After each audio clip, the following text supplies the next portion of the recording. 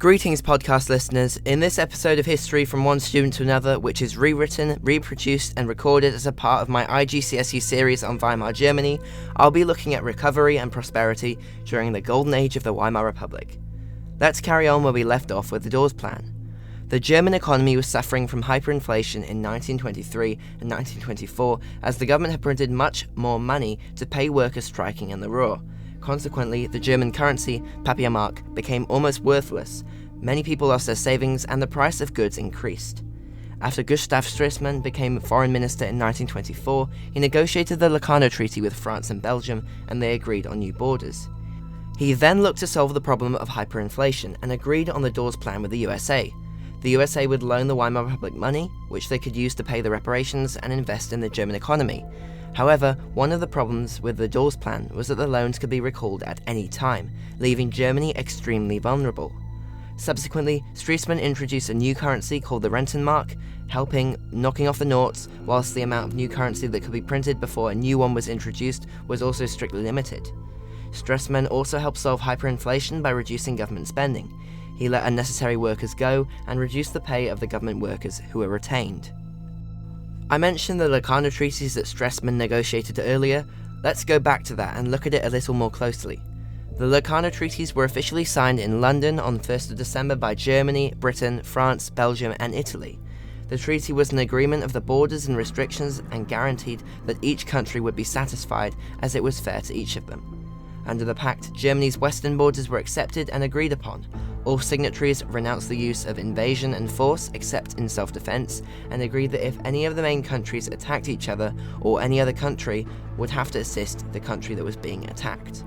Although it did not address Germany's borders with countries in Eastern Europe, the Locarno Treaty was considered such a success that Germany was able to become a permanent member of the Council of the League of Nations in September of 1926.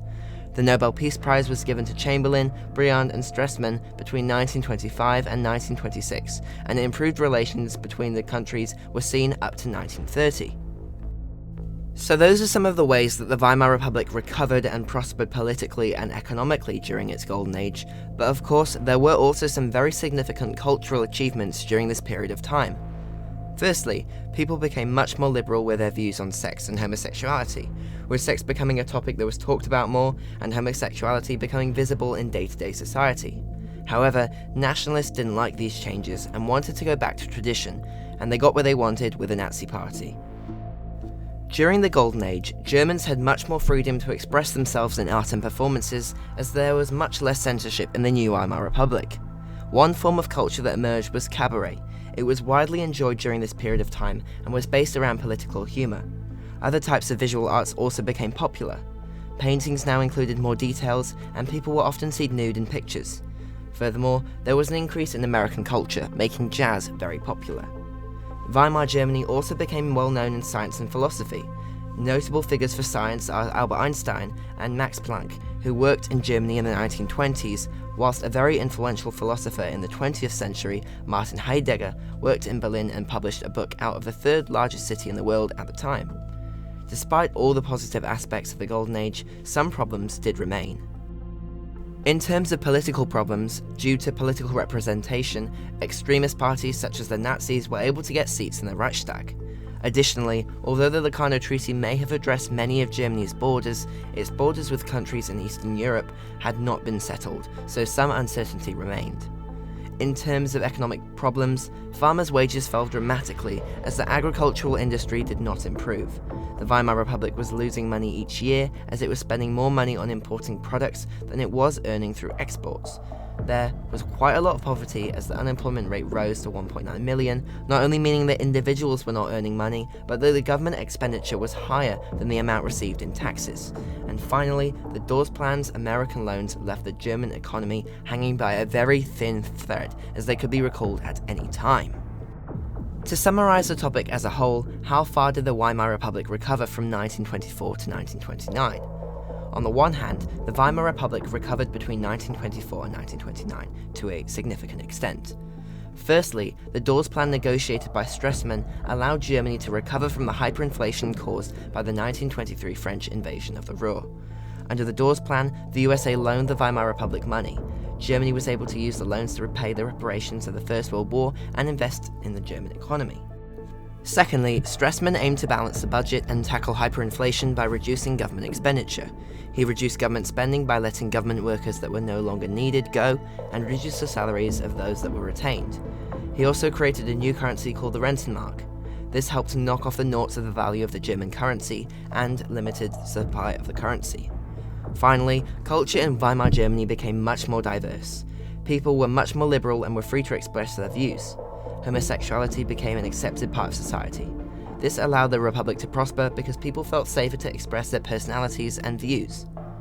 On the other hand, the Weimar Republic did not recover and prosper in the period from 1924 to 1929. Firstly, the Weimar government relied too heavily on loans from the USA. Although the loans helped Weimar Germany pay off reparations and invest in the economy, they could be recalled at any time, deeming the economy incredibly fragile. If the loans were recalled, the currency would lose almost all its value and citizens would lose savings among the collapse of the economy. Secondly, prosperity did not necessarily mean equality. By 1929, the unemployment rate had risen from 1.3 to 1.9 million. This indicated that not all citizens prospered, and many veterans were left unemployed and suffering after the war and terms of the Treaty of Versailles. This meant that not only was citizens' individual wealth poor, but the government was spending more money than it was earning in taxes from the working population. Thirdly, politics had many problems. Due to the democratic proportional representation, extremist parties like the Nazis were able to get seats on the Reichstag. Therefore, the parties in the Reichstag would often disagree with each other, and it was very difficult to make decisions and get things done. Finally, some German citizens did not support the cultural changes of the Weimar period, as they supported the Kaiser and traditional morals. They would often protest about cultural changes. Thank you for listening to this episode of my podcast, during which I revisited the Weimar Republic, my first series on IGCSE history. This is the last episode for this series that I will be posting for my revisited section of my podcast, but I will be recording some new episodes for the next series over the coming weeks. Please subscribe or click follow to be notified when the next episodes are released. You can also follow me on social media for updates and use the Google Forms in the description of this episode to provide me with feedback. Thank you for listening, and goodbye.